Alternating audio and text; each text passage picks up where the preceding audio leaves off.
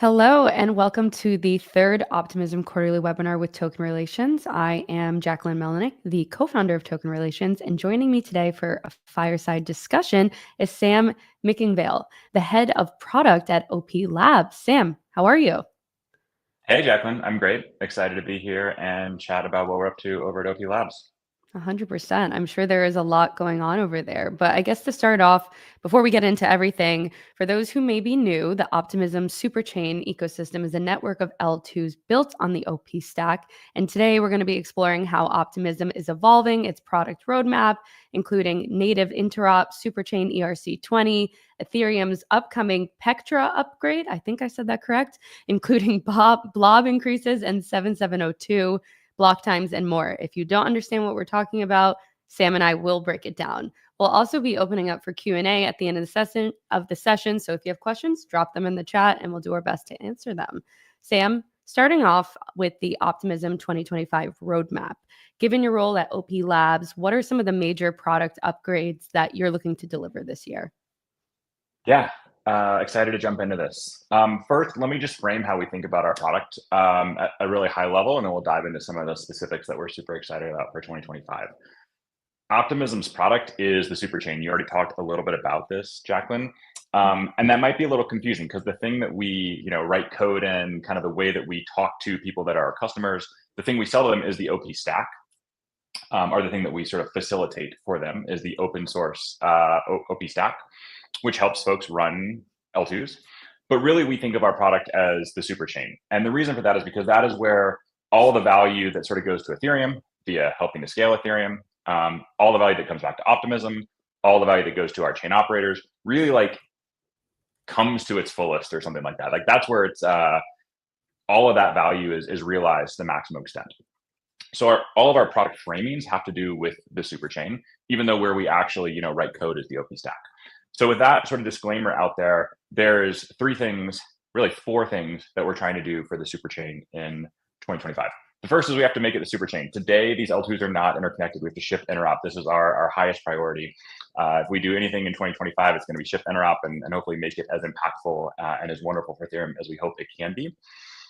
Once we have made the Superchain, there's three ways we think about what we want to do there. One, we want to make it the best place for DeFi. We want to make it the best place for builders, and we want to be the most Ethereum aligned of the L2 ecosystems on top of Ethereum. So with those three frames, a bunch of stuff that we're doing under the hood. The main thing is interop. I know we're going to talk a lot about that. We're also super excited about always driving down transaction costs and improving transaction speed. We think of this predominantly in block times, but we want the Superchain to be the best place for consumers, for anyone to get a transaction done in all of crypto. And so we think of that in terms of always driving down costs and always making transactions as fast as they can be. Those would be our two sort of like big frames on priorities this year, of which a lot of things fall out under the hood, like blobs, Pectra, all sorts of stuff like that. Mm-hmm. Yeah. So in regards to those two main things, how is that changing from maybe 2024 into 2025? Obviously, it's going to be an upgrade to those parts, but when you look back at the previous year, what do you think was done really well in regards to scaling the Superchain? And then what do you think is going to really bring it to like the next level next year? I guess it would be those two parts, but I'm Yeah, trying to mostly see like those the two. transgression between the two. Yeah. Yeah, I would say the big sort of unlock, or there were two big features that really came to the Superchain in 2024. The first was not unique to the Superchain, although Optimism and Base in particular had a big role in bringing 4844, aka blobs, to both L1 and L2s. So this has enabled so much more scale, at least 2 orders of magnitude cheaper transactions on L2s. That happened March of 2024. The other one is permissionless vault proofs, OP mainnet moving to stage 1. This will carry forward into 2025. We'll start to see lots of OP stack L2s. The chains in the Superchain become stage 1. Base has already deployed permissionless vault proofs. There are a couple chains that will follow soon. We expect a lot of those to probably upgrade to be stage 1 in Q1, and we're really excited to help kind of pushing in that direction. What most folks didn't see in 2024 was that underneath sort of those big features, we were hard at work at interop and have been hard at work at interop for a long time.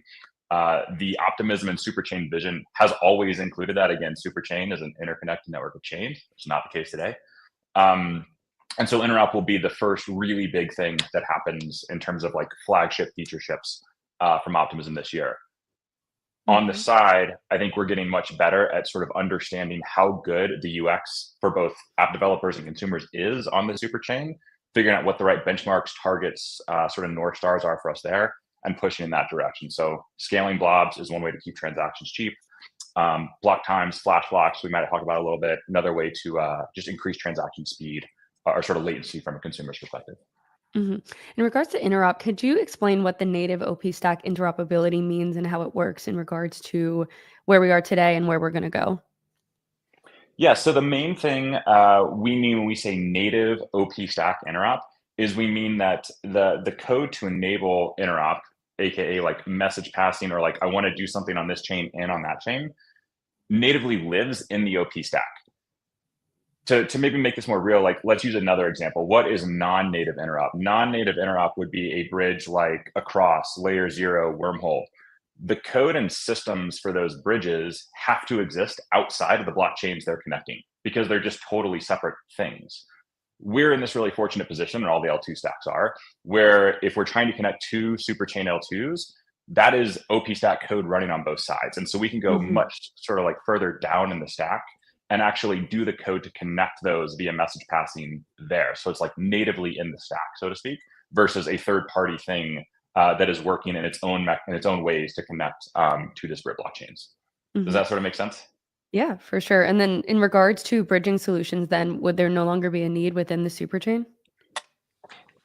No, we think bridging solutions are like one of the first ways we think native interop will manifest to users. Um, so there's a couple reasons I don't think bridging will ever go away. One, it's kind of ingrained, at least in the near term, in most user behavior. So if I'm on base and I want to go to OP mainnet, I have my favorite bridge that I go to, and I don't expect people are just going to like change their behavior on day one.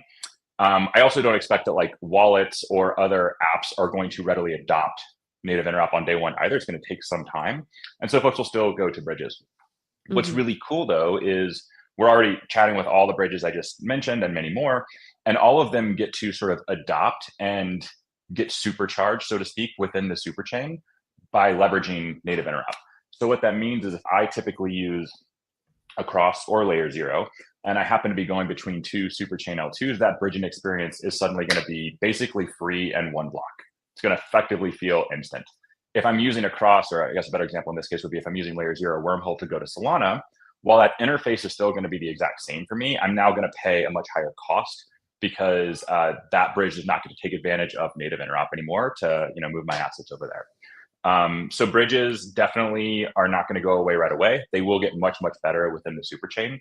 Over Mhm. time, it's our hope that applications, both wallets, DeFi apps, et cetera, start to adopt native interop either via bridges specifically or directly by leveraging SDKs that we'll put out. And so hopefully when we talk about chain abstraction, folks won't have to think about what chain they're on or where their assets are. They'll just do whatever they need to do. And then we and other folks will provide the tooling for those apps to make all that happen in a quick and easy way. Yeah, that's huge. I would love to be able to just transact without having to worry about if I did it on the right chain and if I'm moving to the right one and the whole deal. I For guess sure. with that said, how else will the super chain continue to address issues of fragmentation, like what I just brought up, across users and liquidity, especially with so many different L2s launching and already in circulation?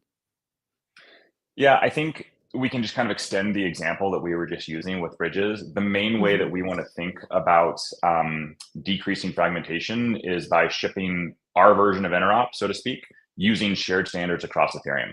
We don't want across and layer 0 to have to integrate with our specific flavor of interop and then go do something different within maybe Arbitrum or ZK Sync is maybe a good example here, or certainly like Mhm. the ag layer. Ideally, we're trying to solidify a few interfaces, a few shared standards that can work across all these. So we'll talk about maybe Superchain ERC20s, which really are, Mhm. kind of getting rebranded as 7802.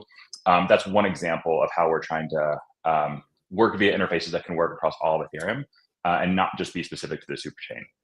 I think Okay. the experience for application developers, maybe more so for users, will still be like we were just talking about, which is when you're within the super chain, that interface might result in a great experience that is slightly different when you leave it. Mhm. And that'll be sort of a future problem for us all to address in the Ethereum Of ecosystem. course. There's always future problems, even when things are going well. But in regards to you kind of touched on this already, but I want to ask you more specifically, like when it comes to native interop on Superchain, how will that help developers in Web3? And are there any specific types of projects or examples that you could see like actually specifically benefiting from this? I mean, I think it's hard to actually pick like what types of applications will not benefit from it. And there's a couple reasons for Fair. that. One, today every app has to sort of deal with a bunch of people call this different things, but like the noisy neighbor problem. So basically, if some other application starts using a ton of gas, your users are now paying that cost to use your app on that same chain. The point of interop originally in the superchain vision is to scale Ethereum via horizontal scalability. So like we can stamp out a bunch of blockchains, just like we stamp out a bunch of processors for computers. And then you have to connect them so they can all talk to each other. And it feels like one larger system versus a bunch of disparate chains. From that regard, what should happen is gas should become much, much more abundant and cheaper. And so now transaction costs, like the noisy neighbor problem kind of goes away, because if you have a super noisy neighbor here, well, you can just go spin up a new chain and run your app over here and not have to deal with that. So from some perspective, it's like everyone gets the benefit of just much cheaper gas, which is achieved via horizontal scalability. The second frame that I put on it is today, most apps are built and deployed for single chains. So if I'm deploying a lending protocol, that's on a particular chain. And if I want to go scale to some other chain, I have to go deploy there. And then I have to like facilitate my users going back and forth, or they have to figure out a bridging solution on their own. A lot of the tools that we're building for application developers are meant to make multi-chain deployment and management super, super easy, so that they don't have to like go through the mental gymnastics of, I built this for a single chain. What does it mean to deploy it multi-chain? They'll be able to just run through the same sort of like tools and practices they've done forever, but using tools that we'll provide. Suddenly that will just go multi-chain throughout the super chain. So they also get the benefit of horizontal scalability. Hopefully that all makes That's sense. huge.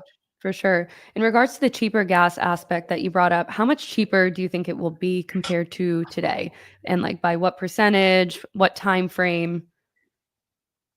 Yeah, good question. I haven't looked in a week or two, but I think transactions on Base, for example, are somewhere in the cent to sub-cent, like slightly sub-cent range. And obviously this moves around as they continue to scale their gas targets and congestion happens, et cetera. We have a saying inside Optimism that actually we kind of hijacked a little bit from the Base teams. They're great at some of this stuff. Sub-second, sub-cent is something that we aspire to for all transactions. So when you put a transaction on chain, it should complete in less than a second, and it should always be sub-cent. I actually think as we really start to scale horizontally, we probably need to get to sub a tenth of a cent is probably like the minimum ballpark transactions need to be for us to really, really scale. And so we're kind of in the playing field already, maybe off by an order of magnitude. I think at sub cent, I don't think many users are actually like processing their sort of gas fees. But obviously there's still a lot of volatility there. The goal is to drive it down by another order of magnitude and reduce volatility to kind of stay there. I would say we're probably the first version of Interop is going to exist just to make moving assets cross-chain super seamless. One block, it's there.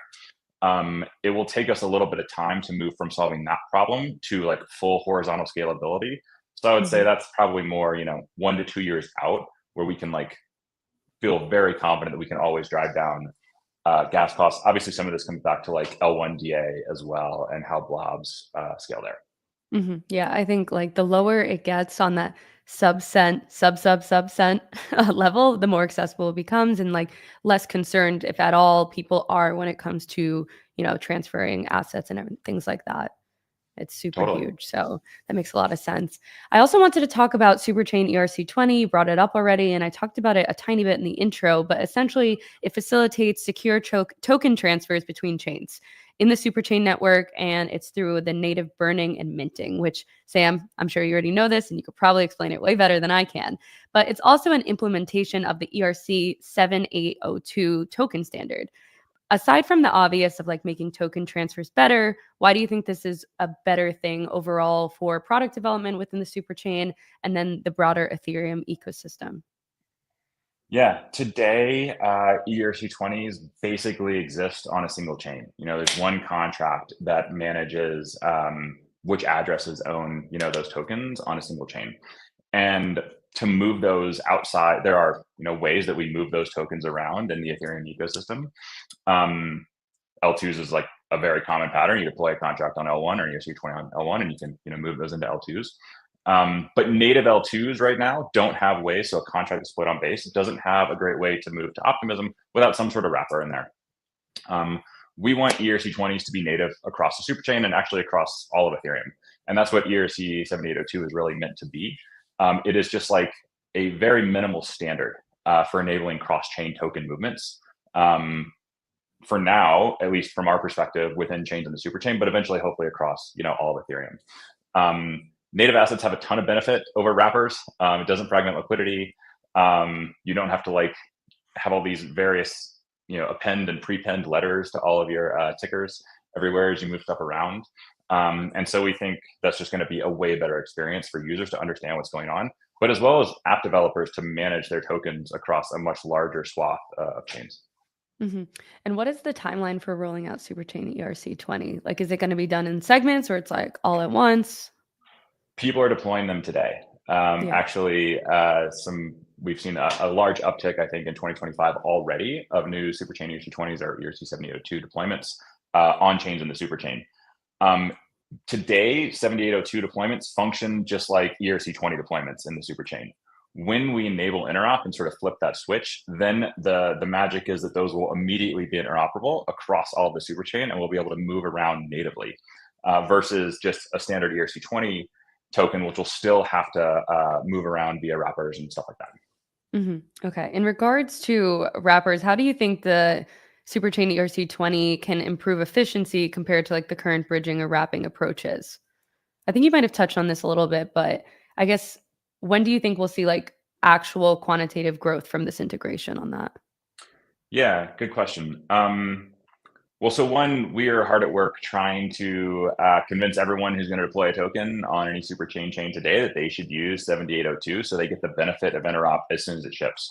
Our goal, and we're sort of still figuring out what our right targets are here, but is to have as many assets be interoperable on day one of shipping interop across the superchain as possible. The more assets interoperable, just like the better the experience is going to be for everyone there. So, I mean, my hope is that there is real experiences that people can use on day one because we're already started deploying a lot of these. And anyway, people can see and feel that benefit right away. Mm-hmm. I do think longer term, the goal for chain abstraction generally, for example, is that applications, again, be them wallets, on-chain apps, whatever, actually can build this into their experiences so folks don't have to think about, is it a native asset or not? Am I moving it from some other chain to here? Et cetera. And that will take time. How long? Don't exactly know. We'll be hosting a bunch of hackathons, seminars, stuff like that to hopefully help people start building that ahead of us actually launching this probably in late Q2. But there'll always be some amount of, stuff that happened post-launch. And so anyway, we're doing our best to make it as interoperable as possible on day one. Yeah, of course. What other ways do you see this improving token transfers and user accessibility or experiences across networks? How else do we sort of see that happening? I guess on the front of user and developer experience, I think a lot of the complaints I see online, not about the superchain, but just in general, is user accessibility. So how would this kind of alleviate the pain points there? The vision that I think we're developing for chain abstraction, and I actually should just walk that back. I think the generic vision for chain abstraction that is developing across Ethereum and maybe just across crypto broadly starts with something that is I don't know what chain this app is on. I don't know where my assets are. Everything that I want to do just works. Oftentimes people point to the I don't know which cloud provider this server's in. I just show up on a website and everything sort of works, right? Yeah.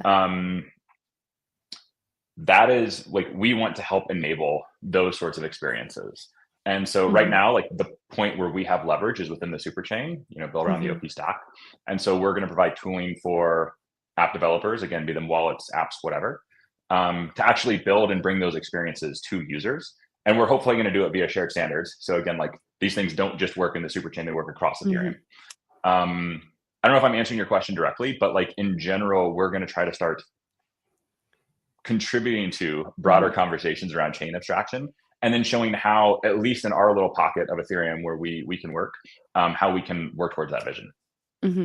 You brought up integrating it across like the Ethereum ecosystem, and obviously the superchain is very big. There's a bunch of chains within the superchain, but I'm curious, do you see a future where the superchain wants to integrate and work with chains that aren't necessarily within the superchain? Yeah, for sure. I think much in the same way that like Polygon Aglair talks about this, even outside of the EVM as well. I think the goal is to just give users the best experience possible.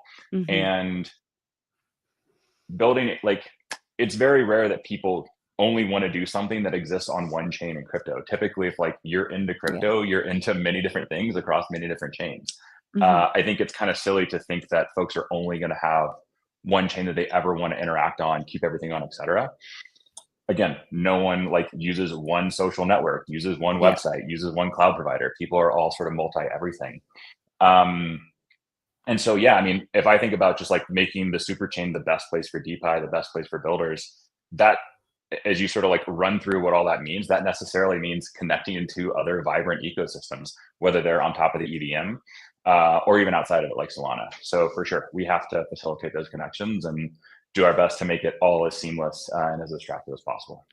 Yeah, no, I love that. So even outside of the EVM, goes beyond that. Yeah, for sure. And I think that will happen more so via folks like, you know, Layer 0, Wormhole, Across, etc. But we can work with them to at least, you know, from when they come into the superchain or they come into an OP Stack chain to make that as seamless and as useful as possible in connecting those disparate ecosystems. Yeah, no, that makes a lot of sense. And I think in regards to improving user and developer experiences, I also wanted to discuss Flash blocks, which I described Superchain ERC20. So I'll let you explain Flash blocks way better than I possibly could. But when it comes to that, I also want to know, like, what do you think is the biggest priority there when implementing it into the Superchain right now? Yeah, so let me back up a second. We talked about sub-second, sub-cent. One of the simplest ways to rationalize how long a transaction takes is block times. It's not exactly block times, like other things happen, but you're kind of bounded, at least on the lower side, for the most part, by your block time. So just to like throw out a couple, Ethereum 12 seconds, most OP Stack L2s today, 2 seconds, Arbitrum 250 milliseconds, Solana 400 milliseconds, Hyperliquid is now like 2 milliseconds. So the lower you get, the faster you can get a transaction included in a block. Typically, that means the faster you get a confirmation back as a user, and that's like how fast something happens in your app or in your wallet that you're trying to do. So that's just like one way to think about how like the UX, you know, for users. Before jumping to Flash blocks, we are on a path to just reduce block times in general as much as we can. We want to make them at least 1 second is kind of the default for new OP Stack L2s, and we're looking for ways to migrate existing L2s to that. And potentially we want to go sub-second in the future. Flash blocks is a way to sort of abstract some of block building at this protocol level and get users fast pre-confirmations so that the experience of interacting with an OP Stack L2 actually feels like your block time is closer to 250 milliseconds or maybe even less, maybe like 200 milliseconds. So you send in a transaction, you very quickly get a confirmation back, again, on the order of something like 200, 250 millisecond block times. And so it radically changes that experience. It'll be a order of magnitude faster for just most transactions on OP Stack L2s as these roll out. And so we think it's a massive UX upgrade for users. It's also been shown that most DeFi protocols, AMMs in particular, tend to function much more efficiently when block times are shorter or faster. This is one of the reasons Unichain is developing Flash blocks with Flash bots. And so, yeah, we're just really excited for all the benefits it's going to bring to users and builders on OP Stack L2s. Okay, so there's Flash blocks and Flash bots. Yeah, I so thought I Flash was bots, misspelling one of the two. So that's good to know that I'm not crazy, because I was like going back and forth between this, especially when I was like thinking of questions for this. Okay, so there's Flash blocks, which can you explain the two separately again? Sorry. yeah. So Flashbots Yes. is a team that builds Oh, there we go. lots of infrastructure across L1, but also now starting to build a lot of infrastructure in the L2 world. Hmm. One of their first forays into this world is a way to build blocks within the OP stack itself. Hmm. And the specific feature, or one of the really cool features that comes, there's many cool features that actually comes from, what they're building. But one of them is Flash Blocks, which is this abstraction that sort of allows for what feels like, from a user's perspective, 250 Hmm. millisecond block times, which is about an order of magnitude faster than OP stack block times today. Did that help? Yes, that helps. So Flashbots has the Flash blocks. I am definitely Yeah, so not the like person to do tongue twisters like that. Yeah. me too. I confuse it all the time. The Flash Blocks repo is Hmm. under the Flashbots organization in GitHub. That's amazing.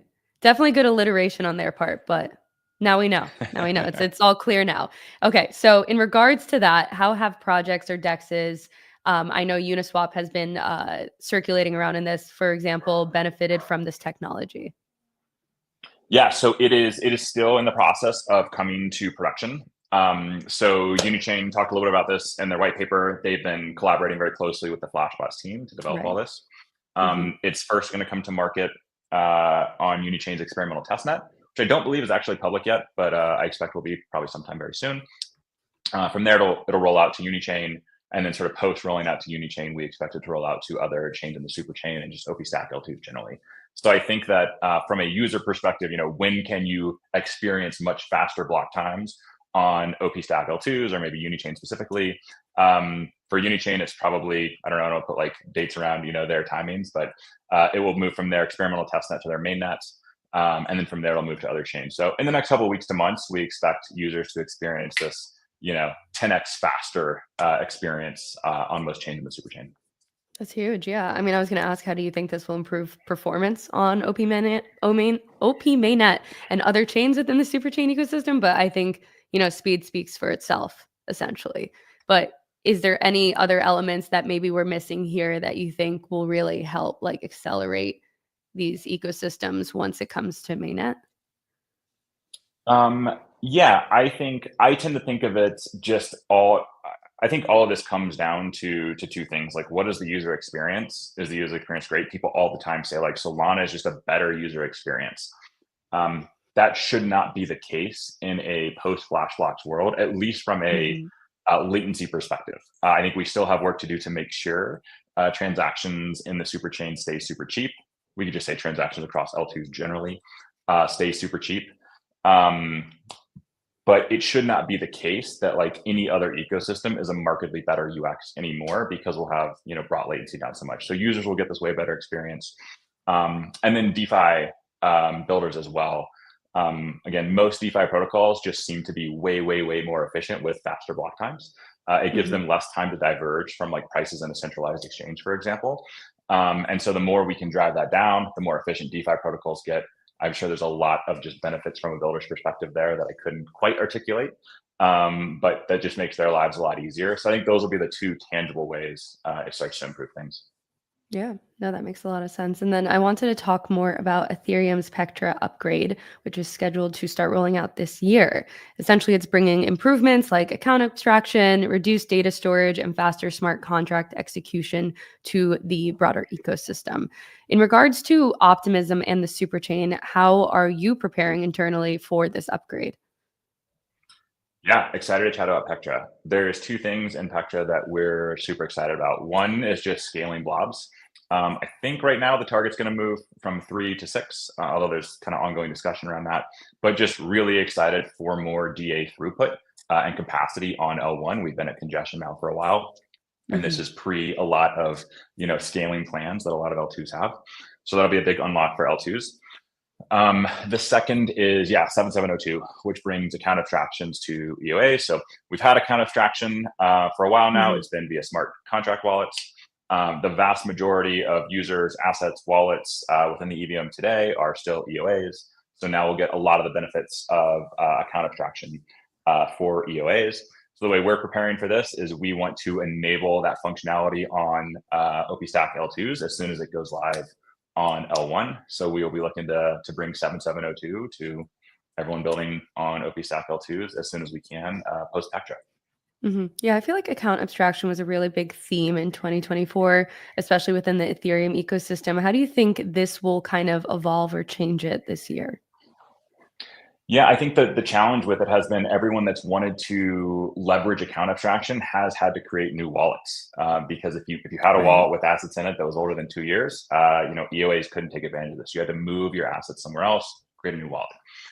In some cases, this is like super easy. Coinbase's smart wallet, you can just create one on your phone, leverage passkeys. It feels great, but it's still a net new wallet. And so, really, what 7702 unlocks is just like the vast majority of addresses on chain, assets on chain, the way users interact with EVM chains is via EOA accounts. And so, this just immediately enables account abstraction for that. hmm If you go look at like smart contract wallet deploys, user ops, things like that, it was a little bit slow ramp, but I feel like Q4 we started to see a lot of these metrics get a lot steeper in terms of adoption. Um, so I think what that tells us, kind of like you asked earlier about interop, like how soon will it get adopted? It took a little bit of time for these things to start really getting adopted throughout the ecosystem because developers have to incorporate them into their apps. I suspect 7702 will be a little bit faster because everyone understands the benefits of like how many more assets are now available for these cool experiences. But it will obviously take a little bit of time post launch. But hopefully by like Q3, Q4, we're just seeing the way most folks get to experience interacting on chain is with various account abstraction benefits, be that paymasters, whatever. hmm You also said blobs increasing. What do you mean by increasing? Like, where is it now? Where do you think it'll increase to? And how does that play out for you guys? Yeah, so today the target is 3 blobs per block, and the limit is 6. So if there's more than 3 blobs, you're paying more money for that, and if there's less than 3, you're paying less money. hmm What if you go look at how many blobs are getting posted right now? It's basically pegged at 3. Um, so that means like the market has found a good equilibrium there. hmm What's great about that is like we found equilibrium and we're using up all the DA on L1. What's disconcerting about that is that there are a lot of L2s that have not yet launched. There are a lot of L2s that are quite nascent and are just really starting their scaling journey. Even for super large L2s like Base, like they are continuing to scale at sort of breakneck pace. And so it would be foolish to assume that we're not going to need that L2s are not going to need far, far, far more DA on L1 than is currently used today. So I think the latest proposal is to make the target go from 3 to 6 and the limit go from 6 to 9. I'm not positive hmm that's the current latest thinking, but that I think directionally is sort of where we're at right now. So that would basically be a 2x in DA throughput on L1. Seems great. We'll have to kind of see how fast L2s continue to scale. My suspicion is hmm we actually need far, far, far more DA than just that available on L1. Because what we don't want to happen is for this to get super expensive to drive transaction prices on L2s back up. And then either hmm one, force L2s away from L1 for DA or force users to other blockchains to go get, whatever they want done. Yeah. I guess we've talked about the blobs, account abstraction. What other benefits do you think will come from this upgrade that we haven't already discussed? Is there something From else Pectra? that you think people might have overlooked that you're like, this is important, or just something that you want to talk about? Mm, I think though, from like a L2 perspective, far and away hmm the two biggest items in Pectra are scaling blobs and then 7702. And 7702 is going to have benefits not just for L2s, obviously on L1 as well. Um, so I think like those are the really, really two big items. If I could push on anything, I would love for us to just continue pushing on blob targets and limits and just squeezing as much out of that as we can so that L2s are unblocked to keep scaling, not just, for the foreseeable future, but just as fast as they can. hmm Yeah, no, that makes sense. Cool. I want to remind people listening that if you have questions, feel free to drop them in the chat as a reply, and we will do our best to answer them. I also want to talk to Sam more about developer ecosystems and opportunities there. And when it comes to developers with native interop, which we've discussed, and Superchain ERC20, how do you see the developer experience maybe changing within the OP stack now that these things are going to be coming on this year? Or they are Yeah. on? Yeah. So alluded to this a little bit earlier. We can go a little deeper on it right now. I think the primary sort of like way you deploy an app in the super chain is going to shift from I'm deploying this on a single chain, so I'm now deploying this multi-chain, so I can get the benefits and users can have the benefit of whatever app they're on. They can, or sorry, whatever chain they're on, they can access my app. The first way we're doing this is with ERC 7802s. But in general, we think that like anyone who's deploying a smart contract is very likely going to want to deploy this multi-chain, so they get the advantages of horizontal scalability. So a lot of our DevX efforts are focused on pulling, really just providing tooling to make multi-chain deployment and management super easy, as easy it is to deploy on a single chain and manage stuff there. We don't want developers to have to like rethink or relearn paradigms, primitives, et cetera, to suddenly exist and deploy apps in a multi-chain world. We want it to work just how it works today and feel like that. So it's super easy and straightforward for them. That's the primary way that I think things will sort of shift.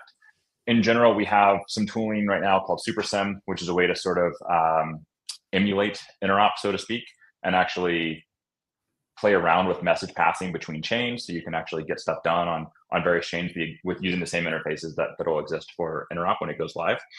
I suspect there's lots of cool things to build there that we like can't really think of. I'm certainly not creative enough to think of, and so just look forward to like all the emergent, fun stuff that will come from cross-chain, composability that doesn't exist today. We're just going to try and provide as many tools for that as we can.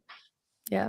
I mean, given your title though, Sam, you are the head of product, so you probably talk to a lot of developers, right? We talk to as many as we can.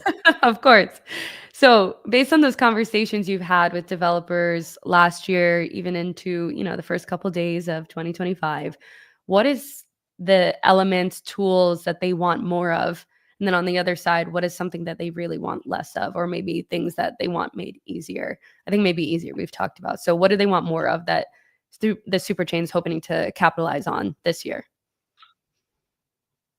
I think the primary way developers think about deploying applications within crypto is what sort of access do I get to users and assets via deploying in this particular place? Certainly, there's this aspect of, like, how good is this platform? Is it fast? Is it cheap? Or am I going to force a crappy UX on my users because it's slow and expensive? Mhm. Once you get past that, I think the question becomes, what sort of distribution do I get here? Like, how big is this ecosystem?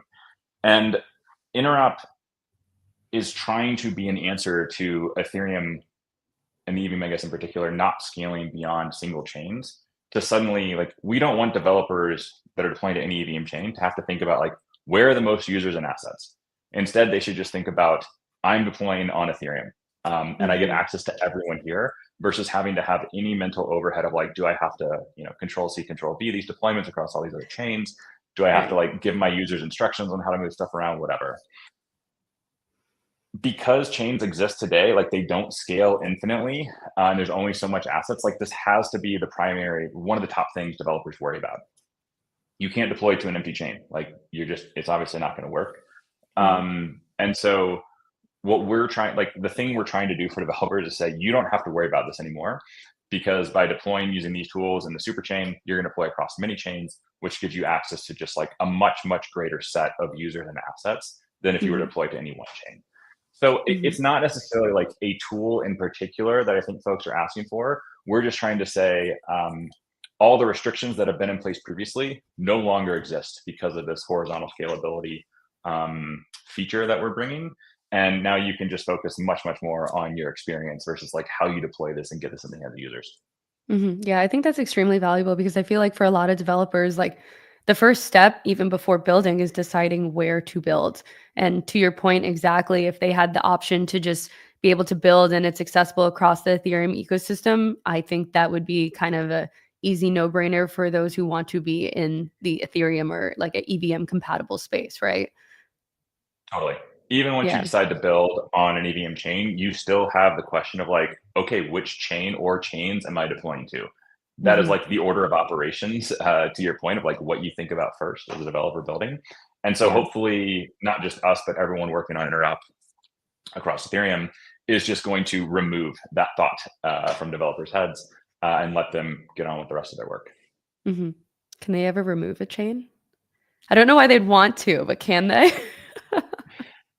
Well, so it's really interesting.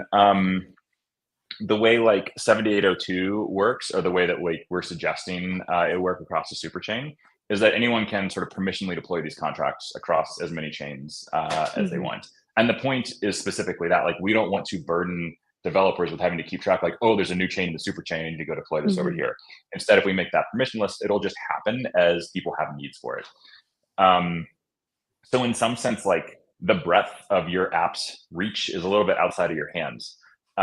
It's much more just like a thing that exists on the network. So in that sense, it doesn't really make sense to like remove a chain, so to speak. I'm sure there are ways if someone wanted to block like a certain chain from interacting with their app, someone would come up with a creative solution for that. Hopefully, though, developers, just like users, are just not even thinking about the set of chains that their app exists across. It's Hmm. just, it lives in the super chain. That's where all these users and assets are. Or even better yet, like, it exists across Ethereum, across all these L2s and L1. That's where all the users and assets are that I want to interact with. And I don't have to manage that. Yeah. No, that makes a lot of sense. Before we wrap things up, Sam, aside from the general 2025 roadmap and beyond these upgrades that we discussed, what else are you focused on right now in your role? We are If you've always got time. growing our team. Yeah, definitely. I'd say first and foremost is like we're always trying to grow our team, both the product team specifically and OP Labs generally. So hiring and trying to recruit talent is always top of mind. If there's any product managers out there, or just really anyone who's potentially interested in working at Optimism, please reach out. A big thing we think about a lot is Ethereum alignment, and just making sure that we represent that not just in our culture and values, but also in our product. So an Hmm. example of this, again, we alluded to Pectra earlier. If a new feature ships on L1, we want to make that available on L2 as fast as possible, if not right away. We don't ever want developers to have any overhead of like, if this works on L1, it will always work on the superchain with all the same expectations. Hmm. So that's a big part of how we, like, in the product, work towards Ethereum alignment. But yeah, generally we're trying to always think about how we can be helpful to scaling Ethereum through both values and culture and other stuff. Hmm. Um, a week or 10 days into 2025, I think building out this roadmap, hiring and ETH alignment is probably all we've thought about at this point. Yeah. No, I'm sure you got your hands full with that. That's why I said if anything else. And in regards to the broader Ethereum ecosystem, obviously we got the Pectra upgrade, but where else do you see the most opportunity for the network to improve and scale within this year? Blobs, I'll kind of keep pounding the It's the pavement for blobs. that. Yeah. Yeah, I just think it would be such a missed opportunity if L2s have to stop scaling, if we force users to go elsewhere because transactions are cheaper, or even if like L2s have to build technology to shift between Alt DA back to L1 or anything like that. Um, it's just unnecessary overhead and friction that we're putting in place. Sorry, that we're not managing well enough while we're trying to scale Ethereum. The goal is to scale Ethereum. We can't let barriers exist to that. And so the faster um, and safely, scaling blobs, I think, is kind of the best way to continue to unlock L2 growth there. Yeah. Something that I always like to ask people who come on my podcast, and this will air on it as well. So selfishly, I'm asking, do you have any advice for developers or people listening in that want to build within the super chain? Maybe I won't scope it to Superchain. I'll just scope it to crypto broadly. Advice in general. Yeah. Um, yeah, try to do stuff on chain every day. Even apps that seemingly do the same thing. If you're borrowing, lending, if you're swapping on a DEX, the way that feels and works, and the way you interact with it across Solana, ETH1, L2s, maybe something like Hyperliquid, is just going to feel different, even though a lot of the underlying concepts are the same.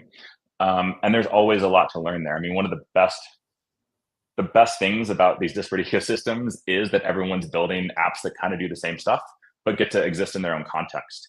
And so I think there's always little tips and tricks. Like, everyone's constantly getting better, learning from each other, and then creating the next thing. And so there's just so many good learning opportunities to go do stuff on chain and experience all these different apps and use cases. and it's actually overwhelming to keep up with sometimes. But I think that's just kind of the best way to experience like what the bleeding edge of crypto is and where it's moving forward the fastest. Yeah.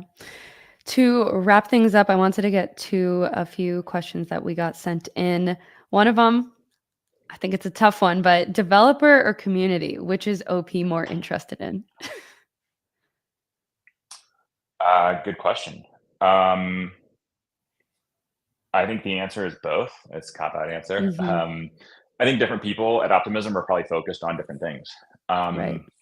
So I think the Optimism Foundation probably spends a little more time thinking about community and governance and how to make sure that anyone and everyone can feel engaged and get involved in the collective.